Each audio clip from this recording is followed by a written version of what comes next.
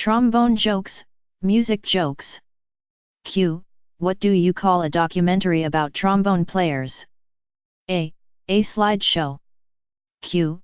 What's the difference between a bass trombone and a chainsaw? A. It's easier to improvise on a chainsaw. Q. How can you make a French horn sound like a trombone? A.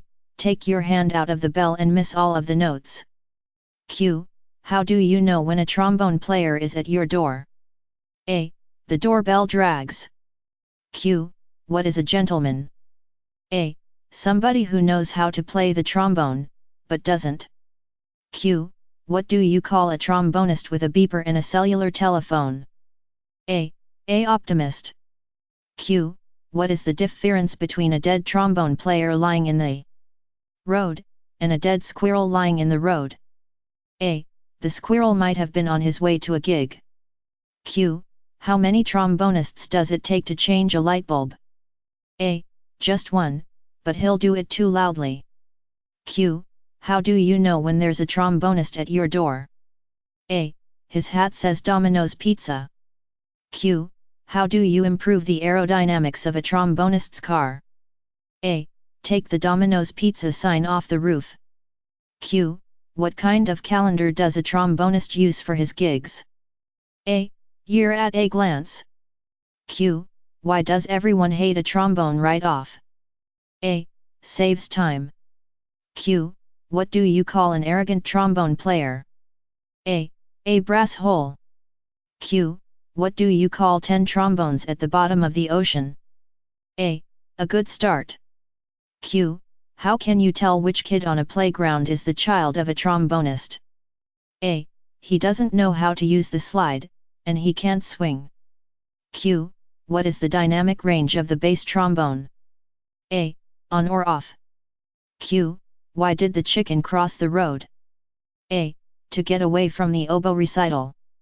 Doctor's office. A guy walks into the doctor's office and says, "Doc, I haven't had a bowel movement in a week." The doctor gives him a prescription for a mild laxative and tells him, "If it doesn't work, let me know." A week later the guy is back, "Doc, still no movement."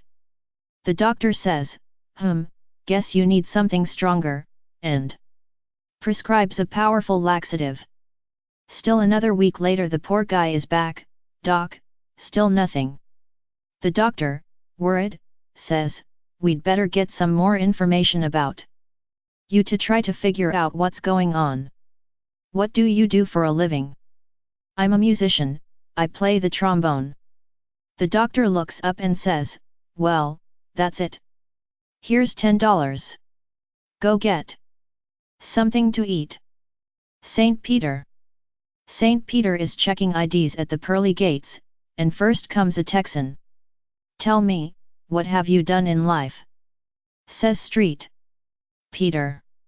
The Texan says, "Well, I struck oil, so I became rich, but I didn't sit on my laurels. I divided all my money among my entire family in my will. So our descendants are all set for about 3 generations." St. Peter says, "That's quite something. Come on in."